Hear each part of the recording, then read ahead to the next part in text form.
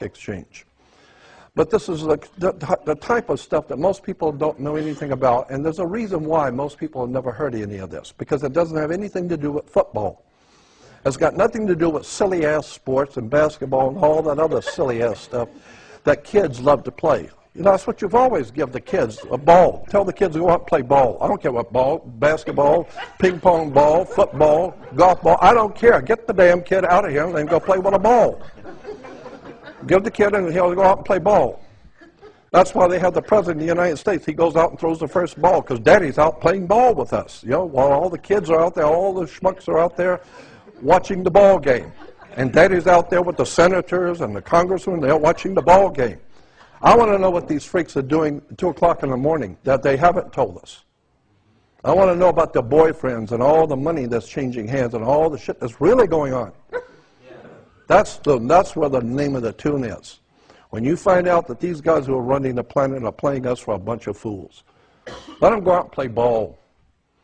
And send some movie stars, send some of them chumps that we own, send them out there and let them be on TV so you can see on the basketball games, they'll always show Jack Nicholson and some big movie stars at the ball game. Because that keeps all the schmucks interested to go out with the movie stars to watch a ball game, not me.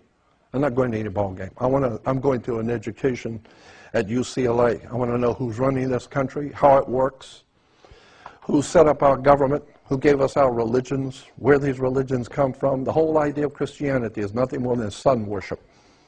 I mean, the sun is our risen Savior. Of course the sun is your risen Savior. God's sun is our...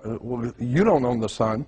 Africa doesn't own the sun. So who owns the sun? Well, obviously God owns the sun. Well, then it's God's sun.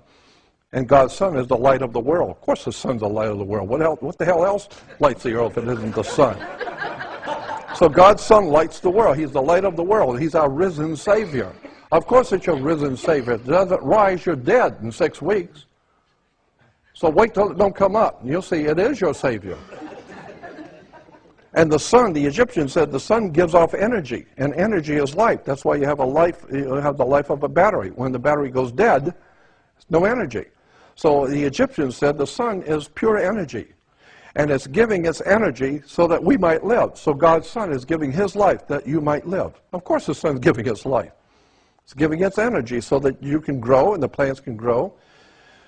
And once you begin to understand religion, where it comes from, the whole story of Jesus is nothing more than a metaphor. There was no Jesus, there was no Abraham, no Isaac, no Jacob. There was no Moses, no King Solomon. None of those people in the Bible ever lived.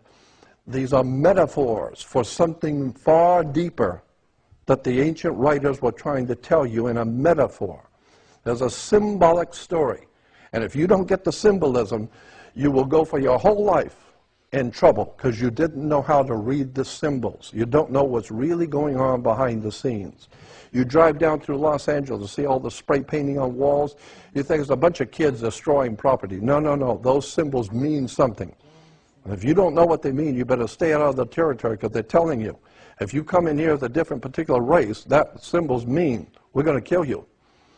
And so if you're going on a bicycle ride in China, you better learn the Chinese symbols because you're going to get killed if you don't know how to read the symbols.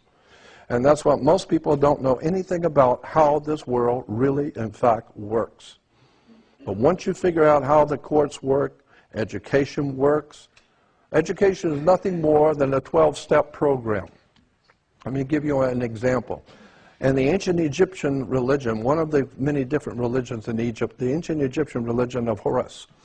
Horus was the sun in its rising. He was a god, God the sun. And Horus was spelled H-O-R-U-S. And Horus walked across the sky in 12 steps. It was a 12-step program. That's why alcoholics have a 12-step program. You have a 12-step program. You go to first grade to the 12. It's a 12-step program. Graduate, which is 2 words, gradually indoctrinate. You put them together, it becomes graduate. So for the 12-step program, they have finally taught you what to kiss and when, and how to get and how to get a job, and who to bow down to, and all that. So they've taught you now, and now you can go out and get a job. It's the 12-step program, 1st to the 12th grade. What is that based on? Horus. Horus was our god, the sun god in Egypt. He walked across the sky in 12 steps. Horus is the first step. Horus is the second step. Horus is the third step. When he got in the Horus of the sixth step, he was directly overhead. He was then called Horus, the Most High God, because you don't get any higher than noon. So it's called high noon, because he's the Most High. Why? Well, because after 1 o'clock, the sucker's going down. So he was the Most High at 12 noon. And so Horus walks across his 12 steps. So we say the same thing today. Same thing. We have 12 Horuses. But instead of H-O-R-U-S, we make it H-O-U-R-S. Becomes hours, changing the U and the R. Now it becomes 12 hours. No, it's 12 Horuses.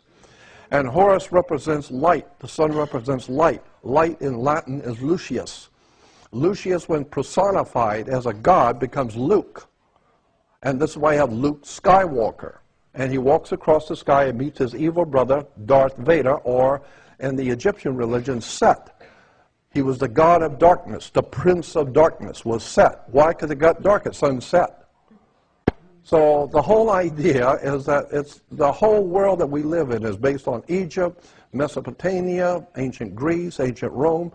All of this stuff that we live in this world is based on ancient religions and cults and secret societies and Masonic orders, and the people of this world have no idea in the world what's going on. I've spent 48 years studying occultism, mysticism, words, terms, legal terms, government, international banking, theology, religions. I'm telling you, there's a world of knowledge you have never been told. That's been right there for you, but it just never occurred to anyone to sit down for 48 years and study this stuff in the dark. I mean, I have a high respect for all religions, for all belief systems, but I'm telling you, it needs to be based on wisdom and knowledge. Let me give you an example in the Old Testament. In Arabia, looking east, there's a huge mountain range in Arabia, very high mountain ranges in Arabia, in the middle of Arabia.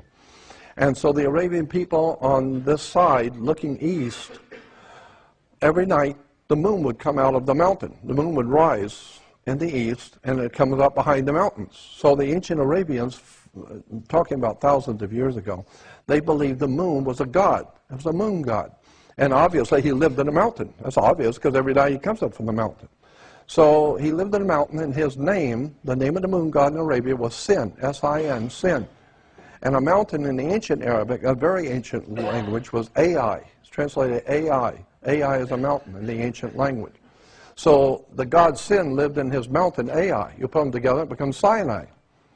No, there was no Sinai. There's a god Sin in the mountain called Ai. Airhead, wake up. It's just the worship of the moon god.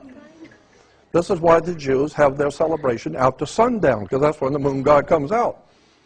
They're not going to have their holy days in the daytime. That's when the Christians are worshiping the sun. But God said, you don't want to have your holy days when they're worshiping the sun on Sunday. With the Christians who are worshiping the sun, the Jews are worshiping the moon. So we wait till after sundown. Then we have our holy days. It's because of the moon god comes out, and it's in Sinai. And, you know, and God, I could go on for hours explaining where these concepts and ideas have come from. That's why if you go to Israel and you go to a synagogue, it's not spelled S-Y-N, it's spelled S-I-N, synagogue. Because Sin is the god of the moon, Agog, which is, we get from that, the Gog and Magog, or Gog. Synagogue is the house of the worship of the god Sin, Synagogue. S-I-N, not S-Y-N. So I'm just... Huh? I'd love to see you do a big, long, all-day seminar.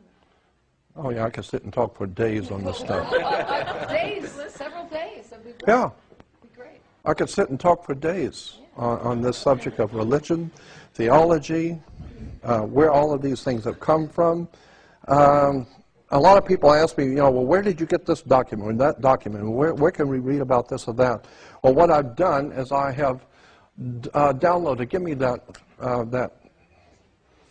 DVD. What I've done is I have, thank you, I have downloaded all my files in one computer. I got about 3 or 4 of them, but in one computer I have all my text documents, PDFs and all that.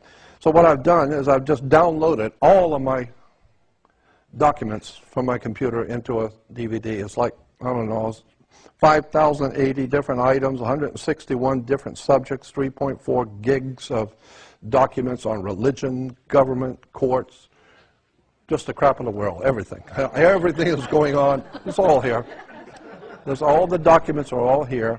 And you find out where all this stuff really comes from, and the worship of Saturn. And Saturn was in the old Phoenician language. In the ancient area where we call Israel and Lebanon today was called Phoenicia. And in the old Phoenician world, they were worshipers of the planet Saturn. So when the Hicks tells people that we call Hebrews today, incidentally, the word Hebrew is a derogatory term. It's like calling a Mexican a wetback. It's not a very nice term. And so calling someone a Hebrew is not, it's a derogatory term. And incidentally, the Jewish yarmulke, it's not Jewish at all. That's Roman. That's why the Holy Father wears the yarmulke. The cardinals wear the yarmulke. Rome was here before Jews. And so under the Roman Empire, the Jews were ordered to show respect for the Holy Father, or we're going to cut your head off. So you show respect for the Holy Father, you are under the Holy Father. So you show respect by wearing the yarmulke. So today we got Jews running around with yarmulkes thinking it's Jewish. Not Jewish. It's Roman. The entire system of religion is Roman. The white man's world has dominated the earth with religion. And the Jews think that they are a monotheistic religion. No, not monotheistic, henotheistic. Christians think that they've got a corner on the truth, and they don't realize it's just worshiping the sun. Let me give you an example. We got a couple of moments. Let me give you an example. I want to try and understand what I'm saying here.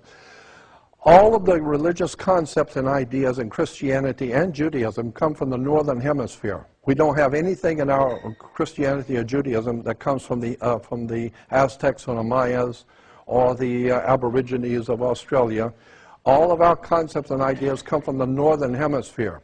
Very good reason, because the whole thing of religion in Judaism and Christianity is astrology. It's based on the stars. That's what God is. Ask any kid where God is. He's out there. That's right, in the stars. That's what the Christianity and Judaism is based on, the stars. And so, on the first day of summer, the very first day of summer, the sun is as high in the northern hemisphere as it's going to go. It's not going any further north than the first day of summer. Each day after the first day of summer, it begins to move 1 degree southward every day. It's so slight you'll never notice it. But 90 degrees later, or 90 days later, which is 3 months later, it's halfway down. So when he was high in the northern hemisphere, he started summer. And summer begins in the constellation of Leo. He was the Lion King. Like Disney's Lion King, the Lion King is the sun in the constellation of Leo that begins summer. The Lion King. The Lion of the tribe of Judah. It's Leo, the constellation of Leo in summer. The sun is hot, so he's the Lion King. Leo, the constellation. Now, 90 degrees later, 90 days later, he is falling. So now it's called fall. Yeah, because he was really hot. Now he's falling. So he's not that hot anymore. So now we call it fall because he's falling. What is the symbol for fall if it isn't Scorpio, the backbiter? And this is why in the old ancient world, when a scorpion bites you, they have 2 stingers, one on top of the other, and when they hit you, it looks like 2 lips. And then so the ancient people said, you just got the kiss of death. He just kissed you off. Because you just got bit by a scorpion, and that's the kiss of death. That's why the mafia gives you a kiss of death. That's where it comes from. So Scorpio is the backbiter. He's the one that goes behind your back and rats on you, and he's the backbiter and causes you to die. And that's what Judas was, the backbiter, Scorpio. Because Scorpio begins fall. So Jesus, who was the Son of God, the God's Son, the light of the world, he was the Lion King in summer, but now he is falling. And so